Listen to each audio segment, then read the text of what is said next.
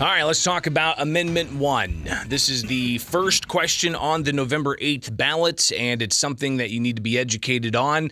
What exactly does it do? What are the arguments for it? What are the arguments against it? You're hearing advertisements on the radio throughout the day about those who support the Labor Rights Amendment, calling it a workers' rights amendment and saying that it would give workers a leg up with high prices and the like. Here is just yet another ad that's been circulating online. And this is from a variety of different groups that are funding some of the latest messaging in support of this. And in particular, a lot of the funding is coming from labor unions. A variety of different labor unions have put in millions of dollars into this fight. So we'll hear just one of these ads, and then we'll hear from the Illinois Chamber of Commerce about why they oppose the Amendment 1 on the November ballot. So again, here is a 30-second TV spot from Vote Yes for Workers' Rights, and this was just one of many different advertisements that are out online. We take on whatever comes our way, but some Springfield politicians want to take away our rights. That's why we need the Workers' Rights Amendment.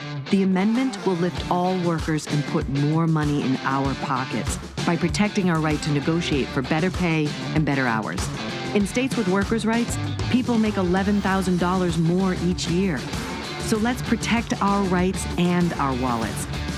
At the top of your ballot, vote yes on the Workers' Rights Amendment. So other ads have shown, other first responders as well, including one that features a firefighter and how they are saying they need more training and they need more resources. And the like. So it's something that has raised some concerns that there could be a shortage of workers in way of a possible strike if something like that was to happen. So obviously these are things that you have to be cognizant of when you're heading to the polls. Do you think that we need more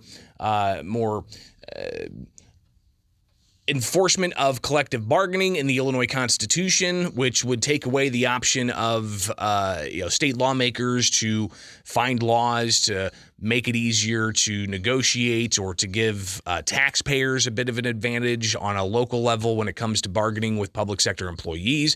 But there's also concerns about the impact on the private labor force as well. And that's why some of the opposition has come from labor groups, from business groups rather, including the Illinois Chamber of Commerce. Clark Carricker was with Tom Demmer yesterday, the Republican treasurer candidate, endorsing him at Mellow Cream yesterday. And he was asked, he's from the Illinois Chamber of Commerce, Clark is, he's the senior vice president of government affairs. He was asked about the amendment, and is that something that he sees as possibly failing before the November 8th election's over with. And here's some of what Clark had to say yesterday here in Springfield. I think it's a coin flip. I think the honest answer is it's a coin flip. I think the amendment, though, sends the wrong message to employers that Illinois is not open for business and we don't tend to be competitive with our neighboring states. Look, Illinois is not going to go right to work in my lifetime. The things that would need to happen for that to happen, I'd be more likely to win the Powerball twice. But the message that it sends and the uncertainty it creates is another reason when businesses look to relocate, they're not going to consider Illinois. Latest polling came out, and WGN said it's going to be right around the margin. We encourage people to think about what it would mean to your business or your employer if that would pass, and go vote next week.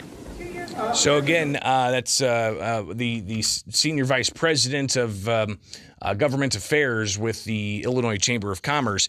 And if you missed the conversation that we had with Todd Meisch yesterday, he's the president of the Illinois Chamber. I would encourage you to go back and listen to that. He went into some more detail about the negative impacts on the business climate in Illinois if the Amendment 1 was to pass. And he talked about even the impacts on education and how that could possibly lead to teachers changing the face of schools altogether. Think about the impact the unions had during the COVID pandemic in keeping schools closed.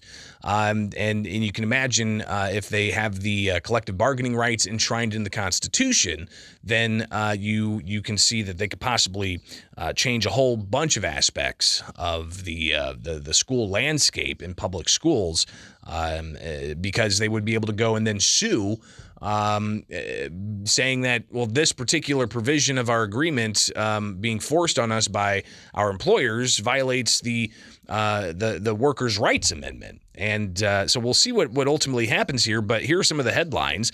Amendment right thing for workers, or government union power play. Proposal stirs debates on union rights and worker safety. Another headline here, labor versus big business. Most corporate interests AWOL in the battle with unions over Workers' Rights Amendment. So, and that's another aspect here, is the funding of where all the opposition and the support is coming from. Now, as I mentioned at the onset here, a lot of the support for the Workers' Rights Amendment is coming from labor unions. I did a story a couple of weeks ago about how much money they've been pouring in, and it's been millions of dollars. $1.5 million here, $1 million there from various large labor groups all across the state.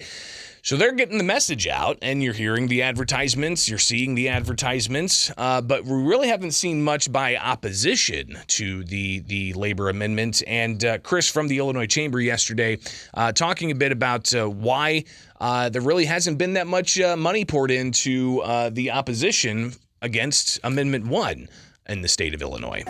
So I'd say there's a number of factors. We are not in favor of the Right to Work Amendment, Workers' Rights Amendment, but it wouldn't have been as bad as the Progressive Amendment, right? Because a bad message, and that's exactly what this sends, is not as harmful as we're going to raise your taxes next week without any controls. Because progressive tax wasn't just Monty Burns type people that they were looking at. It's people like here, like Mellow Cream. So, again, the idea of the labor amendment being very much something that could make the business climate worse, not necessarily getting the funding from the business groups that would typically oppose this and putting out their messages. But regardless of that, recent polling indicates that the Amendment 1 likely is going to fall short of getting the 3/5 majority necessary. Now, there's two different numbers we could look at as to whether or not the amendment passes. It's either 3/5 of those who vote for it, or a simple majority of all the votes cast, even the undervotes for Amendment 1. So, election night, we're going to be looking at that number in particular, of course, as to whether this amendment passes. But the polling indicates that, as Chris from the chamber said, it's kind of a coin flip right now, but seems to be falling short of the expectations that some may have about whether or not this thing is going to pass. So that's a pretty important question. It's on the ballot this November. Of course, you got to read up about it. You can go to the Secretary of State's office to review a lot of different pros and cons. You may have gotten a pamphlet in the mail that lays out the pros and cons and the language of the amendment. And it's important that you as a voter get educated before you go grab that poll and that ballot and drop it into the either Dropbox or the optical scan machine and so on. So again, Amendment 1 on the ballot. Will it advance and make Illinois Constitution enshrining the collective bargaining issues, or will it fail and we just have business as usual in a very labor-friendly state? We shall